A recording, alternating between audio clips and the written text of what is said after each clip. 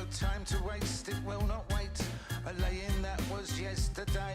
Up a atom into the fray. There'll be no time to catch your breath. The enemy of life is dead. So sweep the hallway, mop the wall. Your destiny's about to call.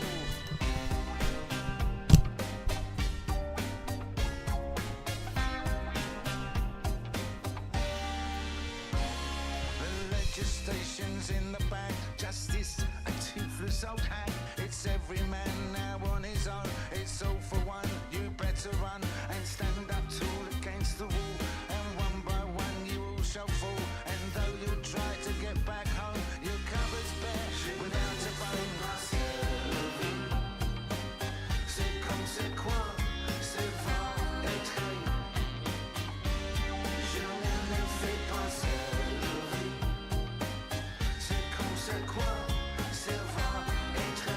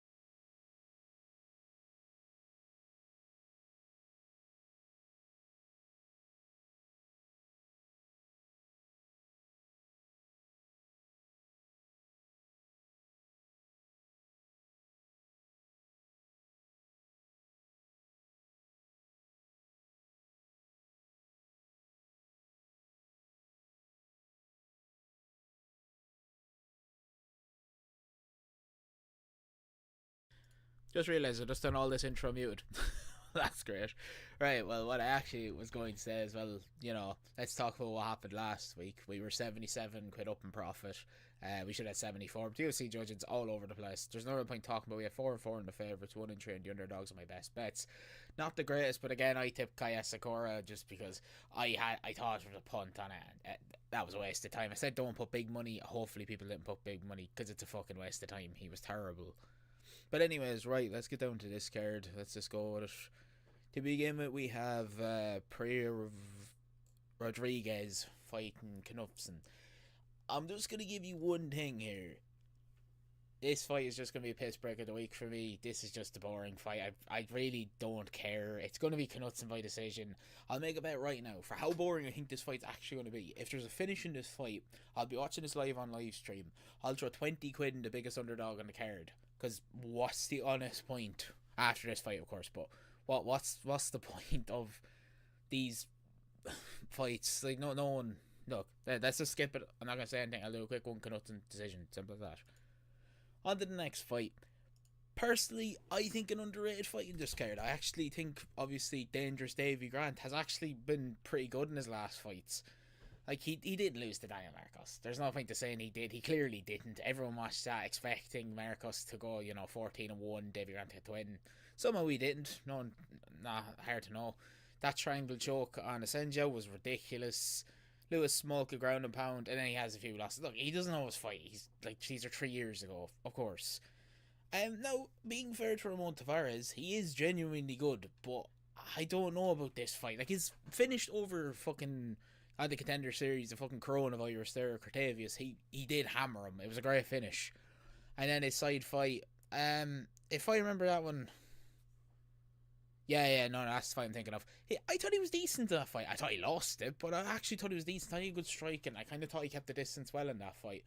But at the same time, there's something just telling me Davy Grant's going to win this fight. And that's what I'm going to pick. I'm going to go with the old dog to be able to grind out a decision over the younger guy. I still think Davy's very good. He's 29th worldwide, but I know that's a topology, but he's still very good. I wouldn't go against even at 38. My pick's going to be Davy Grant for this one. On to the next fight. Now, this is a fight I'm actually, fair enough to talk about, because I do think this is, obviously, Miranda Fair the Maverick versus Jamie Lynn Hoyt. It's going to be a Miranda Maverick's fight. She's just too big for the division. She can't seem to be able to best the best women in the division, but always takes out the lower ones, like, Denise Barboza, Andrea Lee, Caswera. She's finished all of these fights. She's won all these fights, Shauna Young, and the only one she loses is Jasmine Jasvicius, because, she is genuinely probably top 10 in that division. I think she might be ranked 12th. But Jamie Lynn Hoyt, she should be 2-0. She didn't win that fight in Canada. Everyone who watched that fight knew she didn't win that fight in Canada. I think it's my bets for the night, because somehow I think she was the underdog in the fight, but it was just weird one, realistically. Why was she... I don't know. Just stop going to the countries people are from, because she didn't win in Canada, and she didn't win against Victoria Hardy. The one in Canada was a robbery, though, because she just wasn't really good enough to deal with the strike, and I expect Miranda Maverick, will use the bigger frame to get some pretty easy takedowns, control. What I was going to say originally about this fight is I'm actually going to go with no distance, but if you were to give me who the winner is, it's Miranda Maverick. But like I said, no distance I think is the best bet in this card, because I can see Miranda Maverick getting a second round finish with a bit of ground and pound. I can't see it because I think she'll out wrestle Jamie a lot in the first round, just really weaken her and tire her out, then finish the fight. But if we go into the next one, Miles Johns versus Felipe Lima, this is an extremely interesting one, because, Jungle Boy's moving down. He should still have the power, because he's been quite good at 145. But it's one fight in UFC, which was a great submission. He is moving down. It was 5 months ago. Fighting Miles Johns at 15-2. All his decisions were quite good. That decision against Cody Gibson was great. And Douglas Da Silva. This is a hard one. These are one of the hard ones. Because for this MMA against all stars, this is a really, really tight fight. I'm going to go with Felipe Lima on it. I just think him moving down, he should be the bigger fighter. He he should have more than likely. He doesn't have the reach. The reach is the same, but he probably should have the length and maybe the bigger frame to be able to dominate the submission, the grappling game of this one. It's a hard fight though, because they're both very well rounded. If I was being fair, I'm just kind of coin flipping it and saying Felipe Lima. Miles Johnson could easily win this one. This is a real one. I'm not confident to really make a pick on, but if I was, gun to the head first, I'll say Felipe Lima. I think he should be the bigger man with the bigger grappling skills in this fight. Better on the feet to be able to hold the punches. He will have to get inside, but I think he'll be able to. So, right, moving on to the next fight, Sean Woodson versus Fernando Patella. Of course, I'm going with Sean Woodson here. Like, the man's 6'2" and has a 78-inch reach. Like, I understand his opponent's 6'1", but it just looks so weird at featherweight. It's probably two of the bigger heavy featherweights to go against each other, but I just think Woodson can snipe him for the 15 minutes. They both have really, really good stand-up, but I think Woodson just edges it. He seems to know if he's able to get the distance, he can just kind of pick it apart, and I think he might figure it out in the first 5 minutes and probably take it for the 15. Probably get a pretty easy win. I wouldn't say anything too crazy, but, maybe a 29-28 split is probably what I'd say. But I'm definitely going to go with Woodson to win this one. So let's move on. DeMar Close versus Julian Alvarez. This is another really, really good fight for the Apex. My pick is Joel Alvarez, just before we get into it. But DeMar Close, his knockout finish of, who was it again? Joe Saki, that slam was ridiculous. It was just pure raw strength straight in his head. His decision when I thought he looked a bit lackluster, but again, he is 15-2. It's still massive. Like, the only loss he has is Beneil Dariush. I know it was 4 years ago. And then he came back. Joel Alvarez, he's had a slow rise up, but he should be top if he didn't get a few more injuries that he got. But he did fight Arman Sarukian, lost in the Arman Sarukian 3 years ago. He then came back, finished Mark DeSesse. I remember that one in London, and his Elvis Bremer finish. I think where this fight goes, I think Julian Alvarez has it. I really think he does. I think he has the striking game, the submission game, the grappling game. He will get a finish. I'm going to go with him to get a finish. I'm thinking in between rounds 1 and 2. I'll see what the odds is when I'm looking at all of this in my other upload. But I think that's the best bet here, Julian Alvarez to get the finish. He should soon enough be realistically up top 15 in the UFC. I say 2025, that's someone to look at, Joel Alvarez. I assume if they do get a Spain card, he'll probably get a Coleman. Yeah, again, he is the second biggest, so, second biggest star in Spain behind Ilias, so it's probably realistic. On the next fight, we have Michael Johnson versus Otterman Altazir, the Bulldozer. This is an interesting one, because realistically, you gave me this 2 years ago, I'd say 100%, but now Michael Johnson's hard to know what he's going to do, because it's not really like his record recently has been that good. Darius Flowers, he's already out with the UFC. I didn't even think was good enough to be in the UFC. Watching this fight, I easily would have picked Michael Johnson. I think he was the underdog in that fight as well, but then he gets finished by Diego Ferreira, but okay, Diego Ferreira has one punch finish power. He beat Mark DeSesse, as I said. I still don't know how Mark DeSesse was still in the UFC even 2 years ago, and I think he still is. I don't know. Jamie Malarkey, not a bad finish, but, nothing crazy. And Alan Patrick. Now, Altazir is 2 down, but you have to look at who he's actually fighting. Matt Fiola. Matt Fiola literally pushed the top 15. I think he was 13th, actually, at a time. It's not that it's one of these ones where it's a bad loss either. 2 years ago, Matt Fiola was on a roll. And then the other one was a spinning elbow to Francisco Parado. Now, I'll be 100% honest. I can't remember who that is at the minute. But, he does have a loss to him. It's the spinning elbow one makes me nervous. Because the spinning elbow one, you couldn't have timed it. You couldn't have reacted to it that well. But it was just, put him straight out. If I was to go one, I'm going to say Otter Ozdemir. You know what? I'm going to go with the underdog just to the fact that I think if if you were going to go with one of them to land the punch first between the two of them, it's going to be him, and that probably puts the chin out, because Michael Johnson's chin isn't there that much anymore either. This really is just, a man fighting for his UFC career and a man fighting probably also for his UFC career, realistically. I'd say if he gets one loss against lower guys, he probably will get cut. So that's kind of how it's rolling here. If I was to pick, I'd say Otterman. I think Otterman, if they get in close in the first round, go for a bit of a firefight. If he lands first, I think he finishes him with Michael Johnson's chin. That's all I'm going to say. I think that's how it's going to go. Right, now versus Sterling versus Taco Tacos. I'm just going to go quickly with this one. Sterling should win this one. I'm thinking first round finish from Sterling. But it's one of these ones where he could get dragged to decision. But he's definitely going to win this fight. I don't see any hype product going. Tacos really isn't that good. So I'm not going to waste too much time. I'm just going to say Sterling to win this one. Now, this is another interesting fight. Because Daniel Marcos, I was actually really, really excited when he came into the UFC of the NOH Contender Series. So I remember watching that. And then his first knockout knee to the body was class. And then he didn't beat Davy Grant. That's kind of the issue. He had a no contest with the kick to the groin. And I don't even think he beat John Castella. To be honest, I don't even think he did. I thought John Castella really controlled him in wrestling for most of it. It's just Daniel Marcos gets into it late into the round, and his face can eat some mad fucking punches because he's a big massive shovel head. But because he's able to stay in fights, it makes him kind of a lot more dangerous than he probably should be. But I can't see him winning this fight. I just can't, because I don't even think he's won his last two. I think he should be 14-2. I think the UFC are giving him a really, really hard test, giving him fucking Yanez over here. Considering Yanez realistically only lost to Jonathan Martinez and Rob Font, who are both were in top 15. So if you're thinking about it, they're giving him, I don't know what that was, they're giving him an awful big test. If you're going to ask me, I say Yanez wins this one.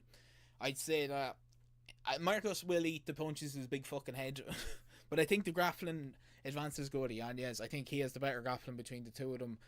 I don't think he'll be able to control it, but I think he'll score crucial minutes on top, landing some strikes, probably in the third after a close 1-1, to then to take it to 17-0. If Daniel Marcos does impress me, that's fair. I just don't think his UFC performances have been good enough. Realistically, besides the knee to the body, it's light.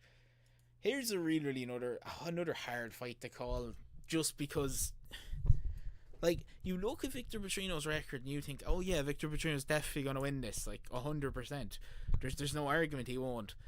But then you look at his only loss, like it's literally to, hold on, I'm trying to fix my mic. It's literally to the one man that I don't think could buy a win in the heavyweight division at the minute, Lions Heart. Like, his finish, like, you can't really lose to someone who just literally decided to hold on to raise his leg and get hit in the same spot for 3 minutes and randomly the fight be called in the last 20 seconds. You can't really pick this lad, because that guillotine choke, I'm going to say it, was absolute retardation. Like, the man quite physically got picked up, Smith, and just didn't move, didn't try to slam, and just literally let him get the guillotine. That was ridiculous, honestly ridiculous. Like, his other wins were good, but, like, not really against UFC quality. Like, Tyson Pedro, yeah, okay, fair, that's probably one. He stopped the hype train there, but Madius Bakauskis, no, that was a good finish. I remember the knockout, but it wasn't, like, shouldn't have been there. Marcin Pachalou, no. And then fucking Anton Tarukian, no. Like, they're not really good wins. But then you look at Dustin Jacoby and it's that Dominic Reyes finish. Like, he lost to Alonzo Monifield. Like, how is he still ranked 14th in the division? Manfield, he's literally booked for London. I don't know how he's still top 15. Like, Jacoby, I don't want to still win this. Because, like, how does he finish again? Fucking Kennedy Achekwu went up to heavyweight and is finishing last now. It's a weird division. If I was to really pick, I'd say Dustin Jacoby by finish, but there's no confidence in that, because this is just, honestly, this is just like the battle of retards. That's the only way I can say it. Like, we move on to Noel Cape and Bruno Silva. I do think it's a bit harsh to have Cape inside the Apex, to be honest, considering he was on such a big winning streak, and then obviously he lost to Mahayev Makayev, who isn't even in the UFC anymore because of the way he acted. Like, I just think it's a bit kind of disrespectful to have him in the Apex when, like, it wasn't really his fault that fucking main event, or the main card they had, the fight he had, fight he had was so bad. It wasn't really his fault. Like, man, a broken toe from round one and still threw more strikes. It's just, I don't know, I do think it's a bit unfair of him being in here. And I also do think he is going to win this fight as well. I don't really know if the UFC are trying to kind of take him out of the top 15 or trying to get, like, what they're actually doing kind of with him, but he shouldn't really be fighting in the Apex. Like, again, another one. I did rate Cody Durden highly last week, and it came back to bite me. Josh Van boxed the head off him, so I don't think finishing Cody like finishing Cody's that impressive anymore. I would have said it last week a lot more. Tyson Nam finish, Victor Rodriguez. It's not the caliber of like Felipe Dos Santos, David Dorbeck, which was a very, very close fight. That was a great fight when no one wanted to fight David Dorbeck and Silan Stigov. I can't say his name. Just call him Silgas, right? Silas. And Odie Osborne. No, Odie Osborne, not really. But even 3 years ago, that wouldn't have been a bad finish. I'm just going to go in World Comp. I'll go with decision. I don't think he has finishing power. To be honest, I don't think. On to my favourite fight of the card, and probably the one that I think will make the most money for a lot of people, is my lock of the week, Cub Swanson. Killer Cub is somehow the underdog in this fight. I don't even really know how. Like, I wouldn't have ever put him as the underdog. I think he has all the tools to be Billy Quintero. I kind of think this is kind of the classic fight you give Cub. That, like, you know, everyone kind of expects the other person to win, and Cub just does it by just pure grit. Like, that Andre Feely loss, I didn't even think Andre Feely won that fight. I genuinely thought Cub won it, but it was just like, alright. And then, you know, knocking off Hakeem Dwight or the Voodoo, whatever. Okay, my pronunciations of sometimes are fucking awful. John Martinez lost. That was a weird one with the leg kicks. Finishing Darren Elkins, not many people were able to do that. And losing the gig into Chadze. He just kind of peters on the top 15 every single time and loses to the lads that are coming up to it. Like, that's really how Cub does it. But it's just Billy Hughes wins. I don't know. Seeing as it's not a bad finish to have Damon Jackson on decision, Edson Barboza lost, Anthony Hernandez he finished. I just think Killer Cub is everything. He has the grit to go the full 15 minutes. He's gotten 2 fight of the years. Every time a fight gets gritty and goes to the ground, Cub somehow rolls on top. His striking is better, and he just always seems to be able to find the correct position on the ground. He just seems to kind of have it when the 15-minute grit is on. And I don't think this would be any different. I think Cub, even at 41, will take the win here. That is my lock of the week, and I am going with Cub Swanson. And into the main event,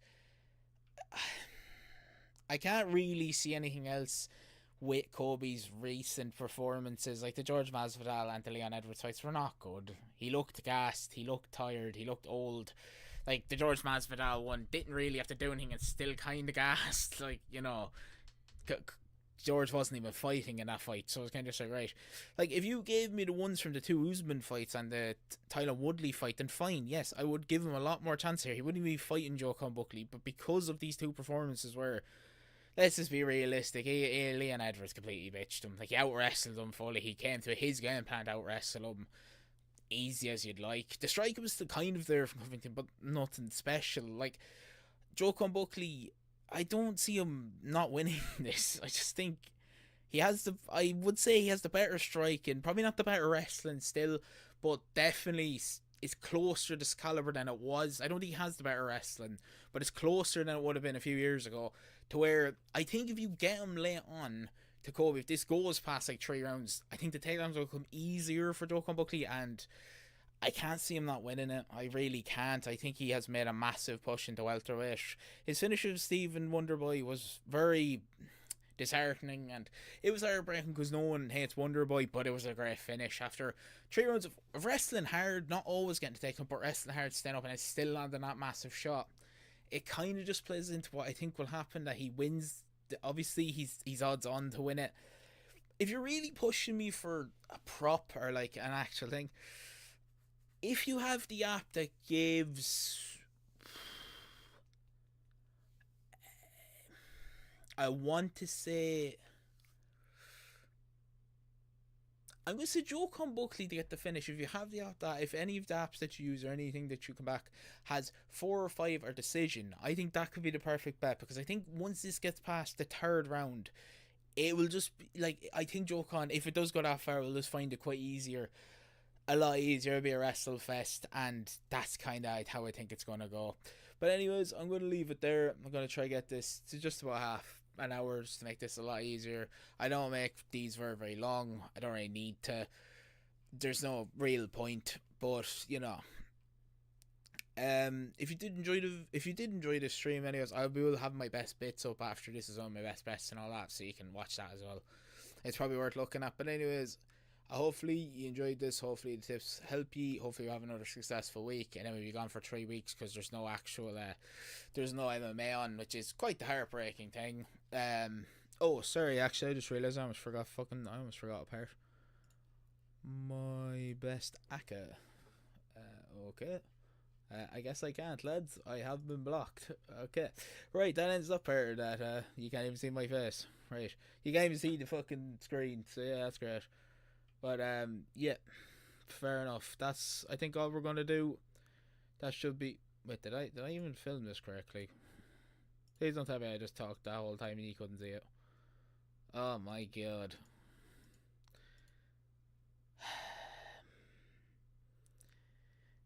You know what? You seen what I said. You don't need to see my screen. There's no real point. I'm not filming this again just to see the fights. Okay, so yeah, um, just enjoy this. I messed this up. It's fine. Whatever. You still heard all my predictions. That's really all.